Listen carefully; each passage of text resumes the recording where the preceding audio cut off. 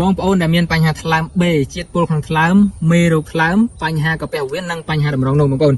រកកន្លែងនេះគឺត្រូវហើយណាបងប្អូននេះគឺឱសថបុរាណខ្មែររូបសញ្ញាខ្មែរមេតាផ្សំចេញពីរុក្ខជាតិខ្មែរសុទ្ធ 100% 7 មុខដែលយើងយកមកកិនជាម្សៅបែបនេះលាយជាមួយនឹងទឹកឃ្មុំស្រាច់ស្រាប់ស្រួលហូបស្រួលពិសាររសជាតិឆ្ងាញ់មិនពិបាកលេបមិនពិបាកដាំទឹកឆុងទឹកទេបងប្អូនរវល់ធ្វើការរវល់រស់ស៊ីអត់មានពេលដាំទឹកទេបងប្អូនណាប្រើថ្នាំនេះគឺត្រូវហើយបងប្អូនដុសមួយស្លាបព្រាគឺហូបយកតែម្ដងហូបហើយយើងហូបទឹកធម្មតាបងប្អូនដែលមានបញ្ហា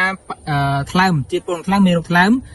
ឧស្សាហ៍ចេញលំមោះលើស្បែកចេញមុនលើខ្លួនមុនលើខ្នងបងប្អូនណាបាទឧស្សាហ៍ក្តៅសាច់ឧស្សាហ៍គេងយប់រសាប់រសល់ដេកមិនលក់បងប្អូនណាហ្នឹងគឺជាបញ្ហាថ្លើមបងប្អូនដែលមានបញ្ហាកាពះវៀនបាទចុកច្អល់លមូលភើជូរអស់កម្លាំងលះថ្លៃពិបាកបត់ដៃពិបាកបត់ជើងបាយមិនបានបងប្អូនណាឧស្សាហ៍អស់កម្លាំងឧស្សាហ៍រោគអួតចង្អោរពេលព្រឹកហ្នឹងគឺបញ្ហាកាពះវៀនបញ្ហាតម្រងនោមញឹកនោមទាស់នោមស្រក់នោមមិនអស់ក៏ប្រើត្រូវដែរបងប្អូនណាយើងផ្សំចេញជាឱសថបែបនេះគឺត្រូវជាមួយនឹងជំងឺ3មុខនៅក្នុងកំប៉ុងតែមួយតែម្ដងអញ្ចឹងបងប្អូនអត់ចំណាយច្រើនទេចំណាយតែមួយគឺត្រូវជាមួយនឹងបញ្ហាទាំង3ក្នុងខ្លួនបងប្អូនតែម្ដងបងប្អូនដែលមានសំណួរចម្ងល់ឆាតចូលពេកឥឡូវនេះយើងនឹងប្រឹក្សាលម្អិតជូនដោយឥតគិតថ្លៃ